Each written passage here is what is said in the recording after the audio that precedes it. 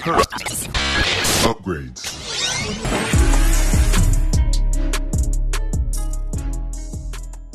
Welcome back, ladies and gentlemen, to another JVS movie review. Today, we'll bring you a review of one of the most anticipated films of this year, and that is Spider-Man Across the Spider-Verse. And here's a quick synopsis. Miles Morales catapults across the multiverse where he encounters a team of spider people charged with protecting its very existence. When the heroes clash on how to handle a new threat, Miles must redefine what it means to be a hero. And this one is directed by Joaquim de Santos, Kemp Powers, and Justin Thompson. Now, for this film, we get the same voice cast that was in the last one. So we get Joaquim Moore, who plays Miles Morales. Hailee Steinfeld is still playing Gwen Stacy. Then we get Jason Schwartzman, who plays the villain of the film, The Spot. We also get Oscar Isaac as Spider-Man 2099 and Issa Rae as Jessica Drew, Spider-Woman. Now, I'll start off by saying this about this film. Across the Spider-Verse is the best Spider-Man film made. Hands down. There's no doubt about that. This is quite possibly also the best multiverse film ever made. It's so many elements of this film, whether it's from the directing, whether it's from the plot, which is amazing, the story, which is perfectly laid out, down to the score, which is just like the first film, Into the Spider-Verse. This score is pulsating. It hits every emotional beat that it needs to hit. This film thrives on a point that we are introduced to a Spider-Man who tends to be maturing. This is something that, for some people, you missed out of the prior live-action Spider-Man films, where you felt that Peter kind of stayed the same from film 1 to film 2. Here with Miles, it's clear beyond him actually growing and being bigger in this film that as a character, the emotional beats of Miles is clearly light years above what we got in the first film, which it should be, because the first film was him becoming Spider-Man, understanding what it meant to be Spider-Man. Here is he's confident in his abilities as Spider-Man, even showing us new powers that he gets as Spider-Man here. And that's what really makes this film special, is the growth of Miles Morales as a character here. And that's something that, for a person like me who you love character development, you get full character development from Miles in this film. But not just Miles, we also get it from Gwen Stacy, who amazingly, the film opens up with an event in Gwen's Earth that takes place that really shapes what we get for the rest of the film. It's an amazing opening that we get with Gwen. And it kind of sets the mood for the type of film you're going to be watching, but also just the growth again of Gwen Stacy as a character here.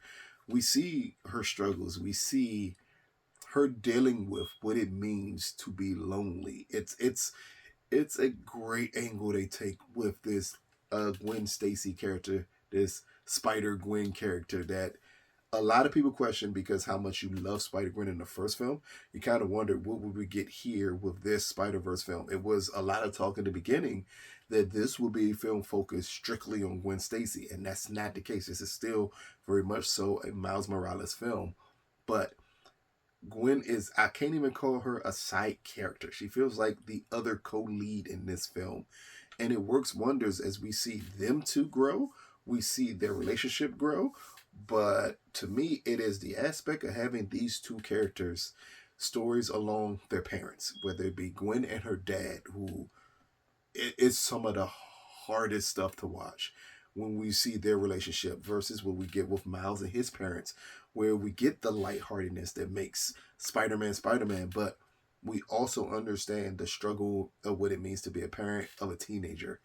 Like, that's the first thing that comes across here. And also, being a teenager, hiding the biggest secret in the world from your parents.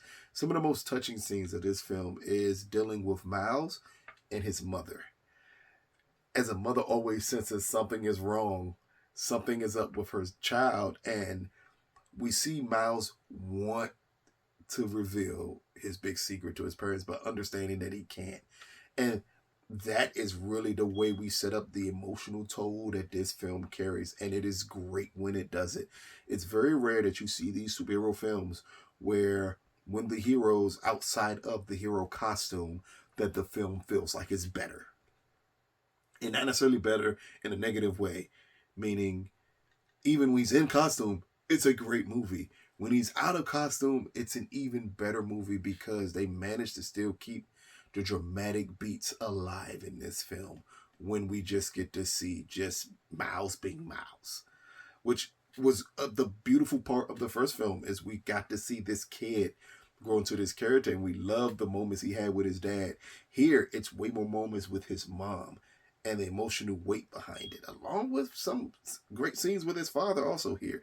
So they both carry weight, but this is the emotional driven Spider-Man story that I think people have been waiting for, without the gimmicks of we have to have someone die for us to get the emotion out of Spider-Man. Here we get the emotion out of Spider-Man just by having a basic conversation here.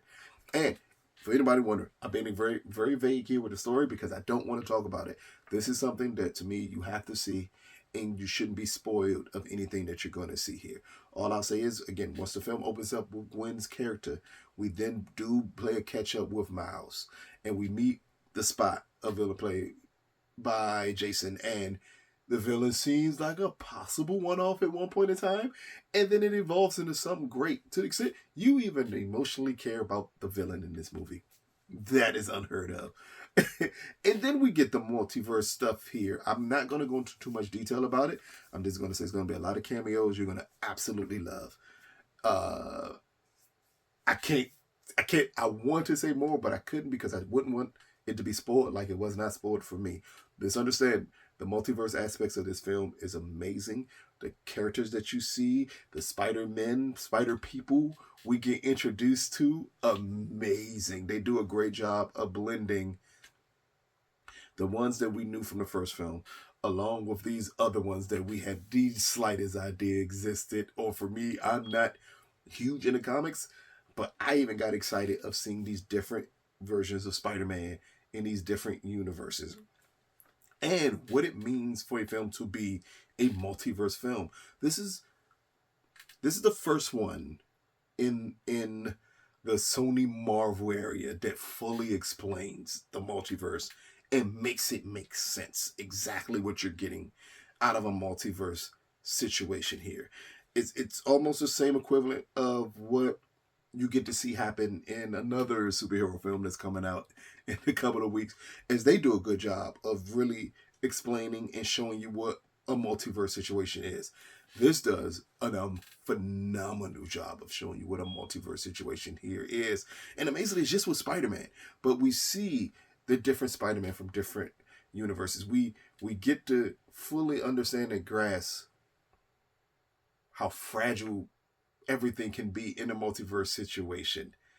Amazing, even more so than what you got out of the Ant-Mans or the Doctor Strange from last year, where they attempted to show you a little bit of what happens if you interrupt a multiverse. This one does the best job humanly possible of showing you the differences that happen if you mess with certain things. It's a storyline to do with the multiverse that when you hear it in a film, you don't realize how genius it is until the film is in its third act and you're like, wow, that is amazing. All I'll say for anybody who may forget, this movie is called Spider-Man Across the Spider-Verse Part 1. That's all I'll say.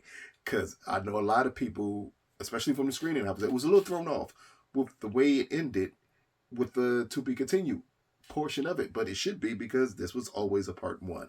So if you go into it knowing that this is a Part 1, you're going to enjoy it even more. But even if you don't know it's a Part 1, this movie still gives a satisfying enough ending. It gives great storylines here, great emotional beats here. The direction amongst these three directors is amazing here. Kemp Powers, I have to give him a special shout out here, because his involvement with Soul a couple years ago for Pixar, and here in Across the Spider-Verse, Soul carried a lot of emotional beats to it that were really, really good here. Really, really good. This film carries those same type of emotional notes that really, really work here. And I'm not going to say he's sole credit for it, but he's definitely someone who should be mentioned more for the work that happens here, along with Joaquim, who's, if you saw the, I think it's the Voltron series or Transformers series, Voltron series on Netflix, the animated version, I think he really had work to do with that one. And again, we understand the action aspects of this film here. All three of these directors are great. This is something that I'm not accustomed to with animated movies where you get so many directors. But the first Spider-Verse had 3 directors and they did it all over again. And then you still have Phil Lord and Christopher Miller, who are clearly the architects of what it means to form these Spider-Verse films. And after this film, you kind of wish that they completely take over everything Spider-Man related for Sony, because they clearly had to have a grasp on what this character is and should be. And to me, if you can nail it in animation, there's no way you couldn't nail it in live action. And that's something I think people are going to really look forward to, especially after you see this film. You're going to, all the ideas of where this could go possibly, some answers to some questions that people have been having, especially as it pertains to just Spider-Man in general and what we're going to get from Sony with their Spider-Man universe, and maybe how this blends into the current Spider-Man that you see in the MCU. I think a lot of those questions will be answered. A lot of it will be hinted towards. And I think people are going to absolutely love it for it, because that's what this movie does. It bridges the gap to everything Spider-Man related moving forward for Sony.